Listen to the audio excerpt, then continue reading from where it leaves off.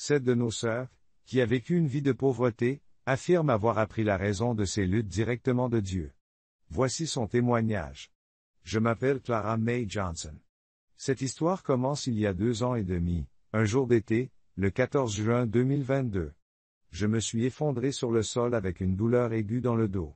Ma sœur, qui a grandi dans la pauvreté, dit qu'elle a appris la raison de ses luttes directement de Dieu. Voici son témoignage. Je m'appelle Clara May Johnson. Cette histoire commence il y a 2 ans et demi, un jour d'été, le 14 juin 2022. Ce jour-là, je me suis effondré sur le sol en raison d'une douleur aiguë dans le dos. Même lorsque je me suis réveillé et que j'ai regardé le ciel, j'ai cru voir une lueur verte inhabituelle. Ce sentiment étrange m'a envahi, mais je ne m'y suis pas attardé. Plus tard dans la journée, j'ai travaillé dans mon petit jardin comme d'habitude, plantant de nouvelles graines de tomates dans le sol. Même à ce moment-là, je me sentais mal à l'aise. Je n'arrivais pas à savoir pourquoi, mais alors que je tenais la terre, mon souffle m'échappait. Mon cœur battait comme s'il était sur le point d'exploser de ma poitrine, mes genoux ont fléchi et la terre est tombée de mes doigts sur le sol. Quelques instants plus tard, je me suis effondré sur le sol. Ma vision s'est obscurcie et j'ai perdu le souffle. J'ai ressenti une étrange légèreté mêlée à une peur rampante. Je ne pouvais pas ouvrir les yeux, mais je sentais le mouvement. J'étais attiré quelque part. Je ne savais pas où j'allais, mais je savais que cela ne faisait pas partie de ce monde. Au début, le voyage m'a semblé paisible. J'ai aperçu une faible lumière, chaude et invitante, comme si elle m'appelait. J'ai tenu la terre dans mes mains. Mon souffle m'a soudain échappé. Mon cœur battait à tout rompre, comme s'il était sur le point d'exploser de ma poitrine. Mes genoux ont fléchi et la terre est tombée de mes doigts sur le sol. Quelques instants plus tard, je m'effondrai à mon tour sur le sol. Ma vision s'assombrit et ma respiration devint plus difficile à chaque seconde. Est-ce la fin? Me suis-je demandé. J'avais passé des années à prier, à être reconnaissant et à essayer de faire ce qu'il fallait. Mais qu'avais-je vraiment fait à part lutter dans la pauvreté toute ma vie? Puis les ténèbres elles-mêmes ont semblé s'estomper. C'était comme si mon âme était retirée de mon corps et emmenée ailleurs. J'ai ressenti une étrange légèreté mêlée à une peur rampante. Même si je ne pouvais pas ouvrir les yeux, je sentais le mouvement. On m'attirait quelque part. Je ne savais pas où j'allais, mais je savais que cela ne faisait pas partie de ce monde. Au début, le voyage m'a semblé paisible. J'ai aperçu une faible lumière, chaude et invitante, comme si elle m'appelait. J'ai ressenti une étrange légèreté mêlée à une peur rampante. Je ne pouvais pas ouvrir les yeux, mais je sentais le mouvement. J'étais attiré quelque part. Je ne savais pas où j'allais, mais je savais que cela ne faisait pas partie de ce monde. Au début, le voyage m'a semblé paisible. J'ai aperçu une faible lumière, chaude et invitante, comme si elle m'appelait. Je me suis dit, ce doit être la paix éternelle que Dieu m'a promise. Mais tout a changé en un instant. J'ai réalisé que les autres âmes autour de moi, qui s'élevaient et disparaissaient dans la lumière, me laissaient derrière elles. Au lieu d'aller vers le haut, j'étais tiré vers le bas. La chaleur est devenue froide et je me suis senti déstabilisé. Je me suis dit, ce doit être la paix éternelle que Dieu m'a promise. Mais tout a changé en un instant. J'ai réalisé que les autres âmes autour de moi, qui s'élevaient et disparaissaient dans la lumière, me laissaient derrière elles. Au lieu d'aller vers le haut, j'étais tiré vers le bas. La chaleur est devenue froide et une sensation déstabilisante m'a saisi alors que je descendais. Un poids pesait sur ma poitrine, comme si toutes mes peurs se mêlaient à l'obscurité pour me pousser encore plus bas. Comment cela est-il possible? J'ai crié, mais ma voix n'a pas résonné. J'étais fidèle. J'ai été honnête. Je vivais une vie de gratitude. Qu'avais-je fait pour mériter cela? Avant que je puisse obtenir une réponse, j'ai été entraîné plus profondément dans l'abîme. J'ai heurté une surface dure, je me suis écroulé au sol et j'ai regardé autour de moi. J'ai eu le souffle coupé par ce que j'ai vu, le feu m'entourait de tous les côtés. L'air était suffocant, empli d'une lourde odeur de cendre et de brûlure. J'ai entendu des cris perçants. J'ai crié, que m'arrive-t-il? Mais ma voix n'a pas résonné. J'étais fidèle. J'ai été honnête. J'ai vécu une vie de gratitude. Qu'avais-je fait pour mériter cela? Avant que je puisse obtenir une réponse, les ténèbres m'ont entièrement englouti. Je tombais dans un gouffre. L'air était épais et dégageait une odeur âcre de brûlé. Au loin, j'entendais des cris qui me donnaient des frissons. La paix que j'avais ressentie a été remplacée par la peur et des questions sans fin. Était-ce l'enfer? Si oui, pourquoi étais-je ici? Ces questions m'ont fait dire que je tombais. Je continuais à être entraîné plus profondément dans l'abîme lorsque la chute s'est enfin terminée. J'ai heurté une surface dure, je me suis effondré sur le sol et j'ai regardé autour de moi. J'ai eu le souffle coupé par ce que j'ai vu, le feu m'entourait de tous les côtés. L'air était suffocant, empli d'une lourde odeur de cendre et de brûlure. Les cris perçants qui. L'air était chargé d'une odeur âcre de cendre et de brûlure, et les cris perçants qui résonnaient tout autour de moi étaient insupportables. Mais ce qui m'a le plus frappé, c'est la haute plateforme au loin, sur laquelle des personnages enchaînés se tordaient de douleur. Au début, je ne pouvais pas dire de qui il s'agissait, mais en regardant de plus près, leurs visages me sont devenus familiers. Il s'agissait de personnes que j'avais admirées dans ma jeunesse, des personnages qui avaient atteint le sommet de la vie. Je n'en croyais pas mes yeux. J'ai vu Michael Jackson sur une scène, mais il avait l'air agonisant. Il jouait, mais il avait l'air de souffrir. Puis j'ai vu Freddie Mercury. Il était attaché par des chaînes. On aurait dit que la fumée l'étouffait. Il était sur une vieille scène de concert. J'ai vu la vieille star hollywoodienne Judy Garland. Elle était agenouillée. Michael Jackson semblait se produire sur une scène lumineuse, mais l'agonie dans son expression était palpable à chaque note. Freddie Mercury se tenait dans la silhouette d'une vieille scène de concert, attaché par des chaînes, et la fumée semblait étouffer les chansons qu'il avait un jour trouvées. La vieille star hollywoodienne Judy Garland s'est agenouillée dans une robe étincelante, le visage enfoui dans les mains. L'élégance de Marilyn Monroe a été remplacée par un regard creux. Ses cheveux dorés sont couverts de suie. Elvis Presley est assis dans un coin avec sa guitare, mais chaque note qu'il gratte fait résonner un nouveau cri dans l'air. Dans le monde des affaires, Andrew Carnegie est enchaîné. L'élégance de Marilyn Monroe a été remplacée par un regard creux. Ses cheveux dorés sont couverts de suie. Elvis Presley est assis dans un coin avec sa guitare, mais chaque note qu'il gratte fait retentir un nouveau cri dans l'air. Andrew Carnegie est enchaîné à un pont d'acier massif, comme si la fortune qu'il a bâtie dans sa vie était devenue son fardeau. Coco Chanel est assise devant un miroir sombre, mais le reflet n'est pas le sien. C'est une silhouette pâle et ombrageuse qui lui renvoie l'image. Chacun de ces personnages, malgré leur triomphe dans le monde, portait l'ombre d'un tourment. Je n'arrivais pas à comprendre pourquoi. Je me suis retrouvé dans un pont d'acier massif, comme si la fortune que j'avais bâtie dans la vie était devenue mon fardeau. Devant un miroir sombre, j'ai vu une figure pâle et ombrageuse qui me regardait. Malgré leur triomphe dans le monde, tous ces personnages ressemblaient à des ombres en proie au tourment. Je ne comprenais pas pourquoi je m'étais retrouvé parmi eux, ni ce que ces scènes essayaient de me dire. Une vague de malaise s'est emparée de moi. Pourquoi suis-je ici? Ce n'est pas ma place. Me suis-je dit. Cette sœur, qui a vécu une vie de pauvreté, affirme avoir appris la raison de ses luttes directement de Dieu. Voici son témoignage: je m'appelle Clara Mae Johnson. J'avais le sentiment que quelque chose n'allait pas, et je ne pouvais pas m'en défaire. Je travaillais dans mon jardin, comme je le faisais souvent, lorsque j'ai ressenti une douleur aiguë dans le dos. C'était une sensation étrange, et je me demandais ce qu'elle signifiait. J'avais une sensation de malaise au creux de l'estomac et je n'arrivais pas à m'en débarrasser. Il y a 2 ans et demi, un jour d'été, le 14 juin 2022, je me suis effondré sur le sol avec une douleur aiguë dans le dos. Lorsque je me suis réveillé et que j'ai regardé le ciel, j'ai cru voir une lueur verte inhabituelle. C'est un sentiment étrange qui m'a envahi, mais je ne m'y suis pas tardé. Ce jour-là, je travaillais dans mon petit jardin comme d'habitude, plantant de nouvelles graines de tomates dans le sol. Plus tard dans la journée, je travaillais dans mon petit jardin comme d'habitude, plantant de nouvelles graines de tomates dans la terre. Je me sentais déjà mal à l'aise, sans savoir pourquoi. Au moment où je tenais la terre dans mes mains, je n'arrivais plus à respirer, mon cœur battait la chamade. Mes genoux ont fléchi et la terre est tombée de mes doigts sur le sol. Quelques instants plus tard, j'ai suivi, m'effondrant sur la terre.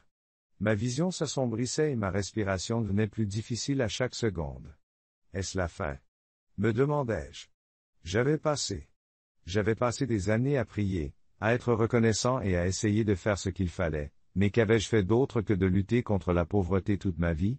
J'ai ressenti une étrange légèreté mêlée d'une peur rampante, bien que je ne puisse pas ouvrir les yeux, mais j'ai senti un tiraillement, comme si quelque chose m'éloignait de mon corps. Je ne pouvais pas ouvrir les yeux, mais j'étais conscient que le voyage m'emmenait dans un endroit au-delà de ce monde. Au début, le voyage m'a semblé paisible et j'ai aperçu une faible lumière qui ressemblait à un appel de Dieu. Je me suis dit, ce doit être la paix éternelle qu'il m'a promise. J'ai ouvert les yeux. J'ai senti un mouvement. J'étais attiré quelque part. Je ne savais pas où, mais je savais que cela ne faisait pas partie de ce monde. Au début, le voyage m'a semblé paisible. J'ai aperçu une faible lumière, chaude et invitante, comme si elle m'appelait. Je me suis dit, ce doit être la paix éternelle que Dieu m'a promise, mais tout a changé en un instant.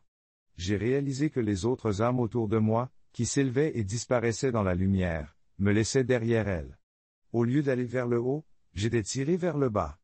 La chaleur est devenue froide, et une sensation déstabilisante m'a saisi alors que je descendais. Un poids pesait sur ma poitrine, comme si tout avait changé en un instant.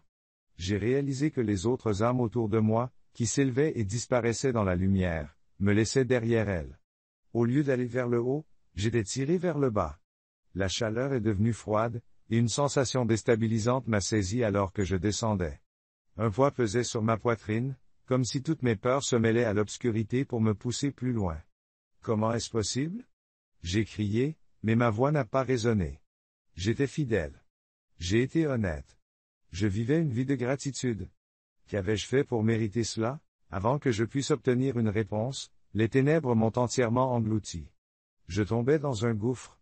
Mes peurs et l'obscurité se combinaient, me poussant encore plus bas. Comment est-ce possible? J'ai crié, mais ma voix n'a pas résonné. J'étais fidèle, honnête, et je vivais une vie de gratitude. Qu'avais-je fait pour mériter cela? Avant que je puisse obtenir une réponse, les ténèbres m'ont entièrement englouti. Je tombais dans un gouffre. L'air était épais et dégageait une odeur âcre de brûlé. Au loin, j'entendais des cris qui me donnaient des frissons. La paix que j'avais ressentie a été remplacée par la peur et des questions sans fin. Était-ce l'enfer? Si oui, pourquoi étais-je ici? Ces questions me pesaient que je continuais à être entraîné plus profondément dans l'abîme. L'air était chargé d'une odeur âcre de brûlé. Au loin, j'entendais des cris qui me donnaient des frissons. La paix que j'avais ressentie a été remplacée par la peur et des questions sans fin. C'était l'enfer. Si c'était le cas, pourquoi étais-je ici? Ces questions m'ont pesé tandis que je continuais à m'enfoncer dans l'abîme. Finalement, j'ai heurté une surface dure. Je me suis effondré sur le sol et j'ai regardé autour de moi. Ce que j'ai vu m'a laissé sans voix. Le feu m'entourait de tous les côtés. L'air était suffocant, empli d'une lourde odeur de cendre et de brûlure. Les cris perçants qui résonnaient tout autour étaient insupportables, mais ce qui m'a le plus frappé, c'est une haute plateforme au loin, où des personnages enchaînés se tordaient de douleur. Au début, je ne pouvais pas dire de qui il s'agissait, mais en regardant de plus près, leurs visages me sont devenus familiers. Il s'agissait de personnes que j'avais admirées dans ma jeunesse, des personnages qui avaient atteint le sommet de leur vie. Michael Jackson semblait se produire sur une scène lumineuse, mais l'agonie dans son expression était palpable à chaque note. Freddie Mercury se tenait dans la silhouette d'une vieille scène de concert, mais il était attaché par des chaînes, et la fumée semblait étouffer les chansons qu'il avait autrefois définies. La vieille star hollywoodienne Judy Garland était agenouillée dans une robe étincelante, le visage enfoui dans ses mains. Le visage de Marilyn Monroe. L'expression de Freddie Mercury traduisait une agonie sans équivoque. Sa silhouette est celle d'une ancienne scène de concert, mais il est enchaîné et la fumée semble étouffer les chansons qui l'ont défini. Judy Garland, ancienne star hollywoodienne, est agenouillée dans une robe étincelante, le visage enfoui dans les mains. L'élégance de Marilyn Monroe a été remplacée par un regard creux, et ses cheveux dorés sont constellés de suie. Elvis Presley est assis dans un coin avec sa guitare, mais chaque note qu'il gratte fait résonner un nouveau cri. Dans le monde des affaires, Andrew Carnegie était enchaîné à un énorme pont d'acier, comme si la fortune qu'il avait bâtie dans la vie avait été perdue. L'élégance a cédé la place à un regard creux. Ses cheveux dorés sont constellés de suie. Elvis Presley est assis dans un coin avec sa guitare, mais chaque note qu'il gratte fait résonner un nouveau cri dans l'air. Andrew Carnegie est enchaîné à un pont d'acier massif, comme si la fortune qu'il a bâtie dans sa vie était devenue son fardeau. Coco Chanel est assise devant un miroir sombre, mais le reflet n'est pas le sien. C'est une silhouette pâle et ombrageuse qui lui renvoie l'image. Chacun de ces personnages, malgré leur triomphe dans le monde, portait l'ombre d'un tourment. Je ne comprenais pas pourquoi je m'étais retrouvé parmi eux, ni ce que ces scènes essayaient de me dire. Une vague de malaise m'envahit. Pourquoi suis-je ici? Ce n'est pas ma place. Puis j'ai entendu la voix de Jésus. Tu as beaucoup à partager avec le monde, Clara. Montre aux autres la lumière qui est dans ton âme. Enseigne-leur le pouvoir de l'amour et de la patience, et rappelle-toi que la vraie richesse réside dans l'amour que tu portes dans ton cœur. J'ai senti une vague de malaise m'envahir. Pourquoi suis-je ici? Ce n'est pas ma place, me suis-je dit. Jésus m'a tendu la main et m'a dit, tu as beaucoup à partager avec le monde. Clara, montre aux autres la lumière qui est dans ton âme.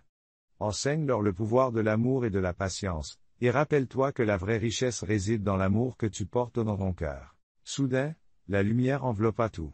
Le visage de Jésus s'est lentement effacé, mais la marque qu'il a laissée dans mon cœur ne disparaîtra jamais. Je n'ai jamais voulu perdre la paix que j'ai ressentie à ce moment-là.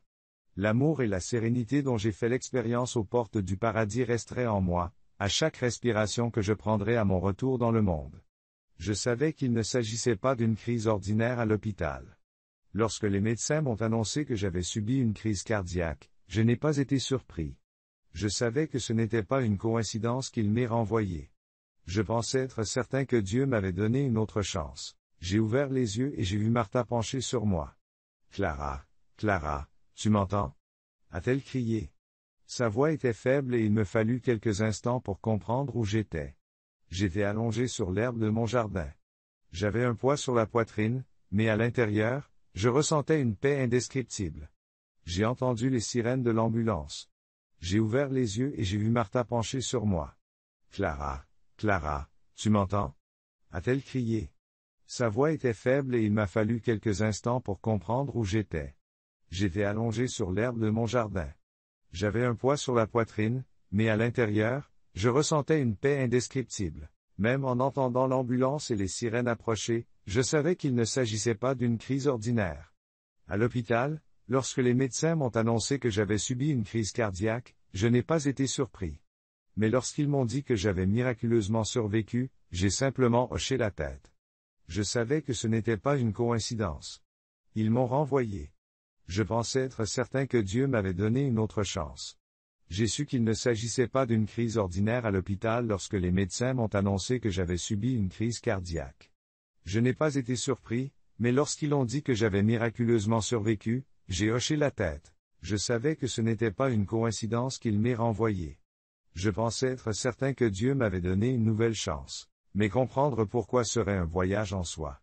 Après ce jour, quelque chose a changé en moi. Je n'avais plus honte d'être pauvre. J'ai compris que les difficultés de ma vie avaient un but. Chaque épreuve avait fait de moi une âme plus forte. Cette nouvelle prise de conscience m'a également forcé à affronter certaines vérités sur moi-même. J'ai commencé à réfléchir à ma vie. Combien de fois avais-je remis à plus tard, m'étais-je plaint ou avais-je abandonné? J'ai pris la décision d'arrêter de me blâmer et de considérer les défis de la vie comme des opportunités de croissance. J'ai compris que les difficultés de ma vie avaient une raison d'être et que chaque épreuve m'avait permis de devenir une personne plus forte. J'ai également compris que je devais faire plus d'efforts. J'ai réfléchi à ma vie, reconnaissant que j'avais tergiversé, que je m'étais plaint et que j'avais abandonné sans faire d'efforts. Je me suis couvert le visage avec mes mains et je me suis souvenu de ces jours-là. Oui, j'avais travaillé dur, mais je m'étais aussi trompé d'excuses. J'ai pensé aux heures que j'avais perdues devant la télévision, aux graines que j'avais prévu de planter dans mon jardin, mais que je n'avais jamais plantées, et aux projets de couture que j'avais laissés inachevés, les remettant sans cesse à plus tard. Dieu m'avait donné une chance, mais je l'avais laissé échapper à maintes reprises. Je savais que je devais cesser de me blâmer. Je me suis souvenu des paroles que Jésus m'avait adressées, même le plus petit acte de bonté est grand aux yeux de Dieu. C'est alors que j'ai pris une décision. Je ne verrai plus la vie à travers le prisme de la plainte, mais avec gratitude. Je reconnaîtrai mes erreurs, mais je m'efforcerai de les corriger. Tant que Dieu me donnerait un jour de plus, je m'efforcerai d'en tirer le meilleur parti. Avec cette prise de conscience, je me suis tourné vers l'intérieur. J'ai vu à quel point mon âme était riche. Mais il ne suffisait pas d'avoir une âme riche. Je devais aussi refléter cette richesse dans le monde extérieur. J'ai changé ma vie. J'ai nettoyé mon jardin, j'ai terminé de vieux projets de couture et j'ai commencé chaque matin par une prière de remerciement pour la nouvelle journée. Je me suis senti en paix, mais aussi plus forte. C'était l'éveil le plus profond de ma vie et j'étais déterminé à vivre chaque instant. Ce jour-là, j'ai eu une profonde prise de conscience, je devais vivre pleinement chaque instant. Je me suis fait une promesse, je ne perdrai pas un jour de plus.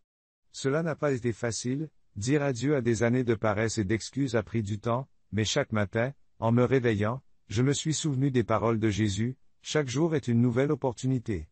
Ces mots m'ont motivé à chaque pas que je faisais. La première chose que j'ai faite a été d'éteindre la télévision. J'ai décidé de me débarrasser de cette habitude qui m'avait distrait. À la place, j'ai pris un livre. Le premier livre que j'ai emprunté à la bibliothèque locale traitait de la vie d'un petit agriculteur. Au fil de ma lecture, j'ai compris la paix que procure le travail de la terre et la récompense d'un travail honnête. J'ai regardé mon jardin et j'ai réfléchi à la manière de le rendre plus productif. J'ai commencé à passer plus de temps à cultiver des légumes. Avant, je n'en plantais que pour mes propres besoins, mais maintenant j'ai réalisé que je pouvais vendre le surplus et gagner un peu d'argent dès ma première récolte. J'ai vendu des légumes biologiques à mes voisins. Le bénéfice n'était pas énorme, mais il me remplissait de fierté. Chaque tomate, chaque poivron et chaque aubergine était le fruit de mon dur labeur. Parallèlement, j'ai commencé à passer plus de temps avec mes voisins. Martha, la voisine qui m'a sauvé pendant ma crise, m'a demandé de l'aide pour son jardin. J'ai réalisé que je pouvais vendre le surplus et gagner un peu d'argent dès ma première récolte. J'ai vendu des légumes biologiques à mes voisins. Le bénéfice n'était pas énorme, mais il me remplissait de fierté. Chaque tomate, chaque poivron et chaque aubergine était le fruit de mon dur labeur. Parallèlement, j'ai commencé à passer plus de temps avec mes voisins. Martha, la voisine qui m'a sauvé pendant ma crise, m'a demandé de l'aide pour son jardin. Dans le passé, j'aurais trouvé des excuses pour éviter de le faire, mais cette fois-ci, je suis allé directement l'aider.